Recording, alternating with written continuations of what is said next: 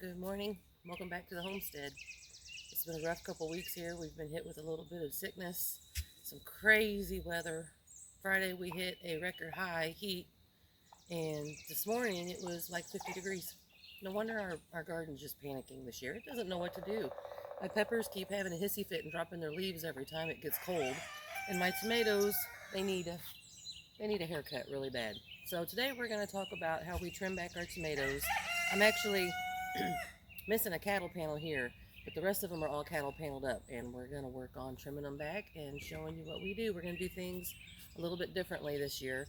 I normally cut them back really hard, but since they've gotten away from me, we're just going to trim the bottoms. You don't want your bottom leaves touching the ground. You don't want them to collect moisture. Here they won't collect much dirt because we're on the weed barrier, but you don't want them having moisture. You don't want the water splashing back up on them because that brings the blight a lot faster. So at any rate, let's get started. Okay.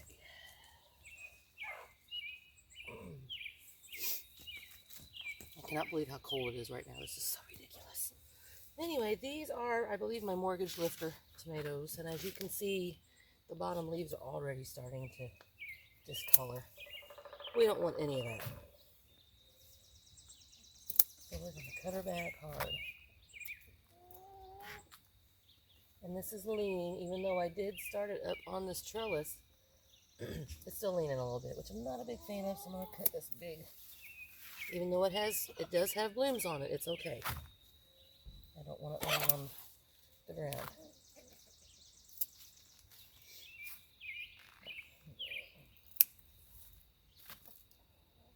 I'm going to go ahead and take this one too.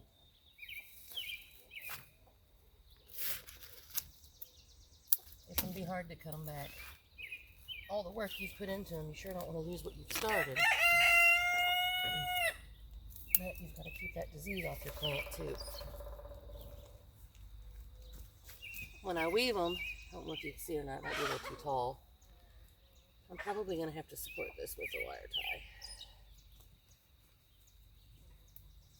tie. When you weave them in and out through the cattle panels, I walk through every morning and I just grab the top and I just bring it through. And here on the other side, the stem's a little stiff, but I just bring it through. And there's actually 2 tomato plants here. This is just the one. I'm going to pick up some ties today. I use zip ties. You can use t-shirts, you can use jute, you can use anything. Just strip some material to tie it up. There's a little sucker. I am going to have to support this because it's trying to lean over on top of my other plant. Anyway, I think I'm going to get rid of this leaf here. And as you can see, let me look. Like I say every time, I'm not that great at this. There's nothing touching the ground now. It's completely cleaned off. And that's what you want. As this grows, if this limb starts to come over a little bit more, I may trim this off a little bit better.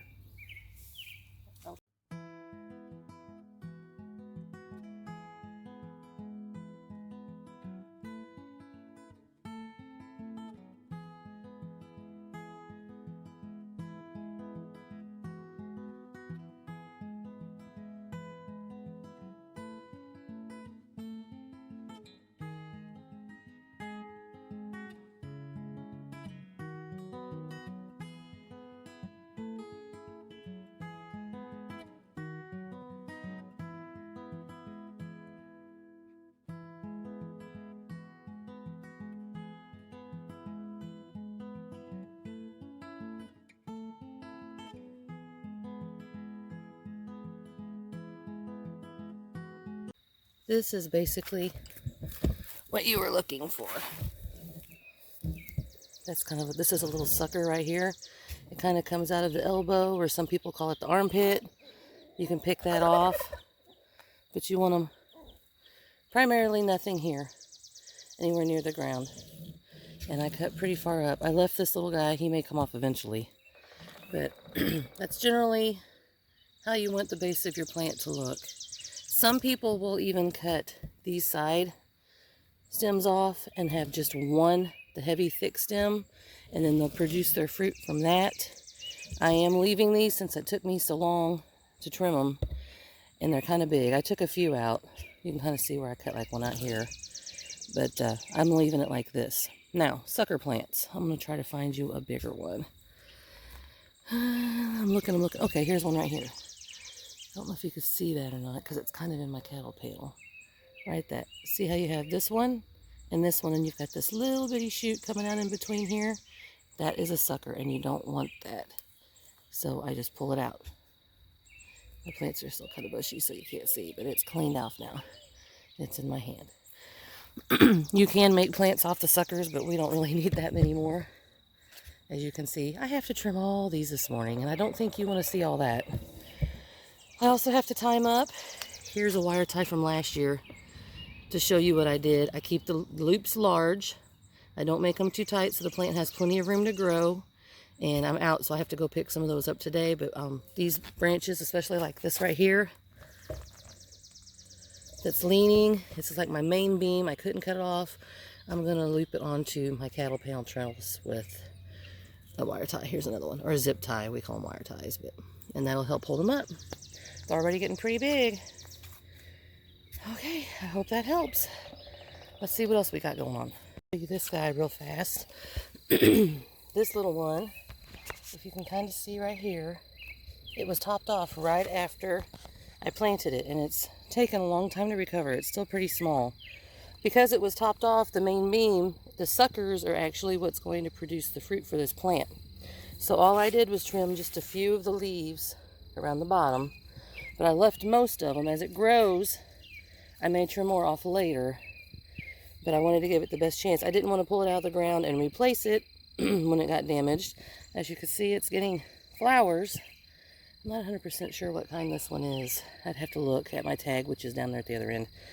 This might be a solar flare. I'm not sure. But anyway, I wanted to show you, just because your tomato plant is topped off doesn't mean it's gone.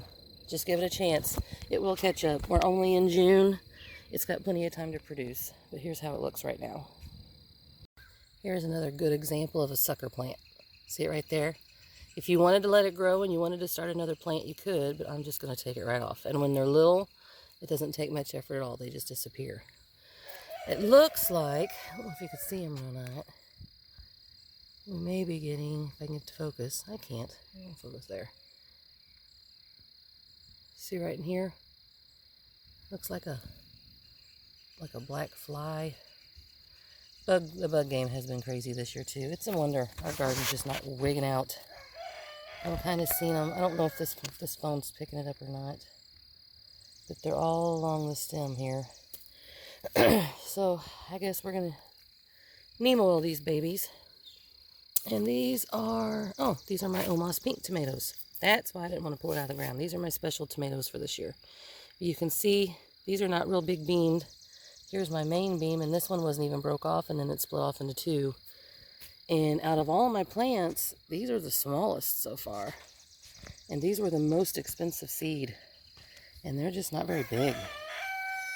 So, I don't know. We'll see, I guess. Anyhow, I just wanted to show you that sucker and show you that we have bug damage already. Y'all, I have no idea what kind of tomato this is.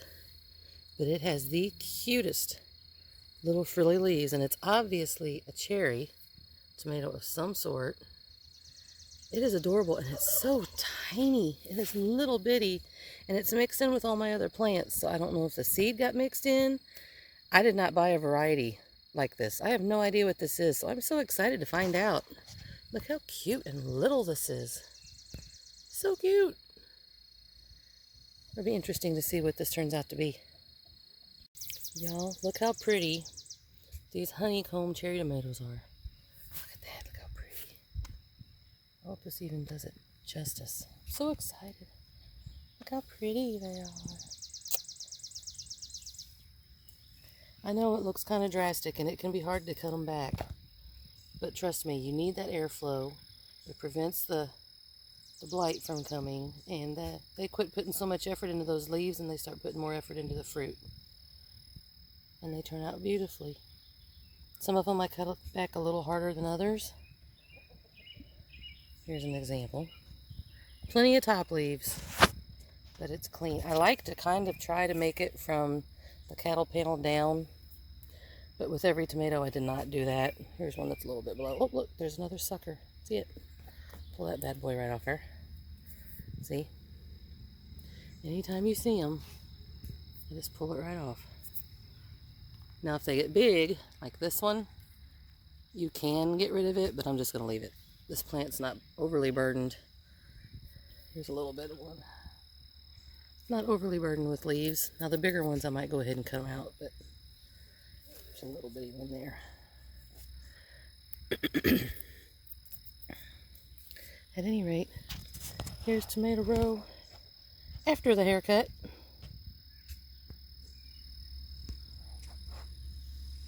This is a good view. Thank you all for joining me today. I pray you have a blessed day. Always remember, do what you can right where you are. Psalms 34 verse 8. Oh, taste and see that the Lord is good. Blessed is the man that trusteth in him. Have a good day out in the garden, guys. We'll see you next time. Look how beautiful.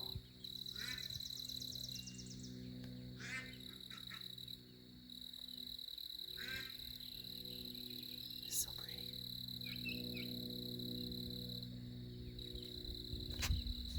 I love it.